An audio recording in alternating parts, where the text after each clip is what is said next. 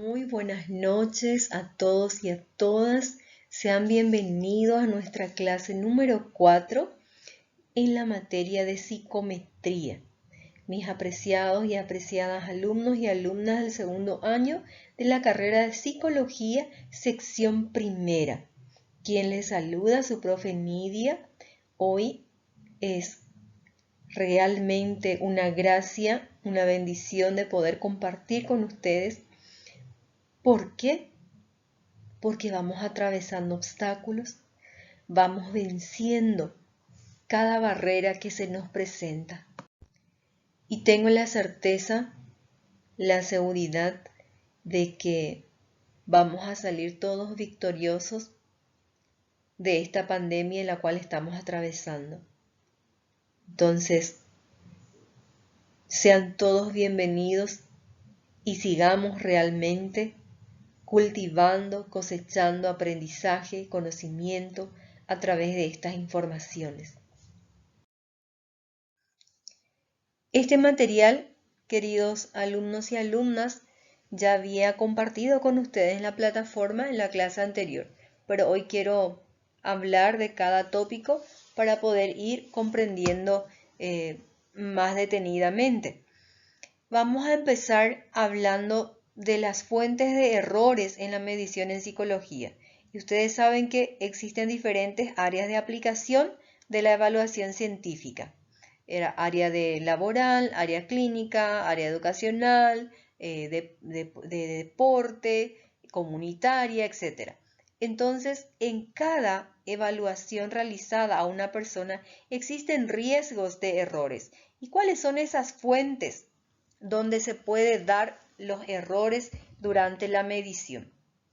Muy bien, son 3 en esta ocasión.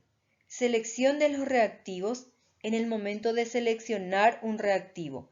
¿Qué es reactivo? Son los ítems, los ejercicios de la cual consta un instrumento de evaluación. Bueno, en un momento dado, si un alumno pasa por una prueba, por una evaluación de aritmética, donde tiene más reactivos de sumas que de restas, y ese alumno estuvo más en sumas que en restas, entonces su calificación será más alta que la que hubiera obtenido si se hubiera ejercitado más en restas que en sumas. O bien, si la prueba tuviera igual número de reactivos de ambas operaciones aritméticas. Es decir, si el docente o en este caso el evaluador, para hablar de forma más general, ha seleccionado los reactivos acorde a la formación, acorde a la preparación, acorde al tipo de población, entonces el resultado será más positivo. En este caso, el completamiento de este ejercitario sería más efectivo para aquellos alumnos que estuvieron más tiempo ejercitándose en sumas, y favoreció esos reactivos al alumno porque el instrumento consta de más reactivos en aritmética de suma que de restas. Entonces, en el momento de seleccionar los reactivos, el evaluador debe de cuidar la población, la meta y cada ítem y a qué responde cada ítem para poder adquirir un resultado válido y confiable. Segunda fuente de error es el momento de la aplicación. ¿Por qué el momento de la aplicación? Porque existen factores que inciden para que esta aplicación sea válida.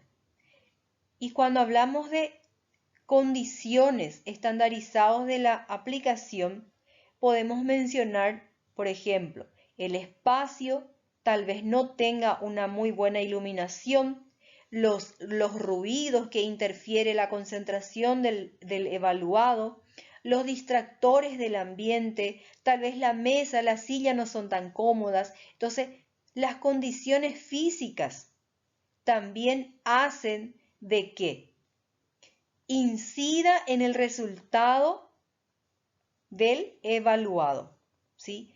Además de eso está la condición en la que se encuentra esa persona que está siendo evaluada. Por ejemplo, el cansancio, la falta de motivación, la ansiedad, la preocupación, el hambre, o sea, las necesidades fisiológicas en este caso. En general, los estados emocionales y todo esto no siempre es posible controlar estos factores y pueden formar parte del error aleatorio de medida. ¿Por qué? Porque son condiciones físicas y condiciones emocionales que no siempre está en el alcance del evaluador controlar. Tercera fuente sería la calificación de la prueba, que constituye otra fuente de error. Si bien existen claves o plantillas de corrección de las pruebas, en algunas de ellas hay reactivos cuya respuesta tiene que valorar y calificar el evaluador. Por ejemplo, en las pruebas de inteligencia, cuando existen preguntas abiertas como ¿qué harías si te encontraras una mochila tirada en el patio de tu escuela? El evaluador tiene que decidir, de acuerdo con la respuesta dada por el evaluado, si le otorga la calificación de 0, 1 o 2 puntos.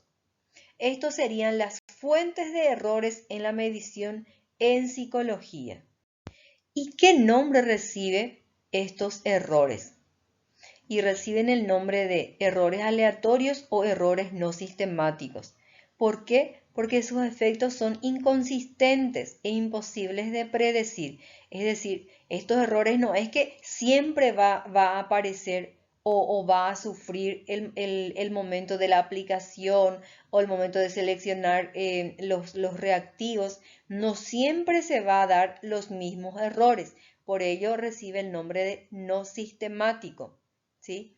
Y el único modo de asegurar que la prueba puede ser utilizada de una manera confiable es, una vez construida, obtener mediante técnicas estadísticas su coeficiente de confiabilidad. Y vamos a seguir hablando de la confiabilidad.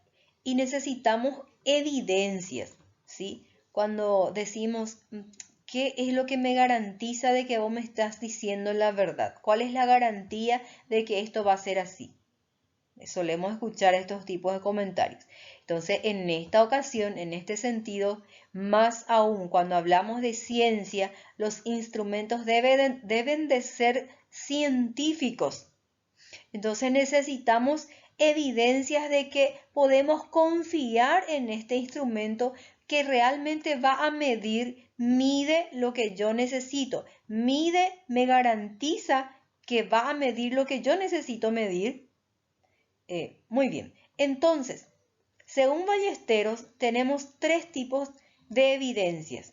Una es la relacionada con la estabilidad temporal de la medida, es decir, con la posibilidad de que medidas hechas en momentos distintos sean iguales. ¿Se acuerdan que les había mencionado cuando aplicamos en un momento dado un instrumento y otra vez lo aplicamos ese mismo instrumento en la siguiente ocasión, deberían de dar similares resultados o iguales? Entonces, esa es una evidencia de que se puede confiar en ese instrumento. La segunda evidencia es la consistencia interna. La consistencia interna se refiere a los reactivos, a los ítems, ¿sí? Es decir, en aquellos test que se componen de un agregado o un conjunto de elementos, los ítems reactivos que componen una prueba deben ser equivalentes. Es decir, debe de responder cada ítem a lo que yo quiero indagar. Si quiero indagar el nivel de inteligencia, cada ítem debe de responder a aquello, ¿sí? Tercera evidencia, la objetividad del registro, en el sentido de que diferentes evaluadores, como observadores, entrevistadores, puntuadores, obtengan semejantes resultados, independientemente de quién esté evaluando, pero esté utilizando el mismo instrumento, diferente población, tiene que ser resultados semejantes, ¿sí? Entonces, estas evidencias son relacionadas con la estabilidad temporal, relacionada a la consistencia interna, es decir, cada ítem tiene que responder a lo que yo quiero indagar y conocer de la persona, y la objetividad con la que se está registrando cada resultado. Es decir, no importa quién esté observando, no importa quién sea el evaluador, pero los resultados tienen que ser semejantes. ¿Por qué? Porque se está utilizando el mismo instrumento. Si hablamos de confiabilidad, necesitamos también hablar de validez. Ya hablamos de que confiabilidad es cuando un instrumento aplicado en momentos diferentes por diferentes evaluadores debería de dar semejantes o iguales resultados. Eso es la confiabilidad. En este caso, la validez. ¿Cuándo y cómo uno sabe que el instrumento es válido? Cuando realmente mide lo que pretende medir. Es decir, es válido si hace aquello para lo que fue concebido. La validez de una prueba concierne a lo que ésta mide, su eficacia y lo que podemos inferir de los puntajes obtenidos en la prueba. Por ejemplo, para que yo pueda medir mi saturación, ¿de qué necesito? Un oxímetro. Un oxímetro no me va a medir cuánto de glucosa tengo en la sangre. O un glucómetro no me va a dar información sobre la temperatura de mi cuerpo. Entonces, el instrumento tiene que medir lo que realmente pretende medir, ¿sí? Una prueba puede ser confiable sin ser válido. No tendría sentido hablar de validez de un instrumento de medición si no mide de manera confiable. El estudio de la validez de un instrumento se refiere básicamente a validación de los datos proporcionados por este, el grado de adecuación, significación y utilidad de las inferencias específicas que pueden derivarse a partir de las puntuaciones de las pruebas. En otras palabras, la validez se refiere a lo que mide realmente el instrumento. Si quiero medir nivel de estrés, necesito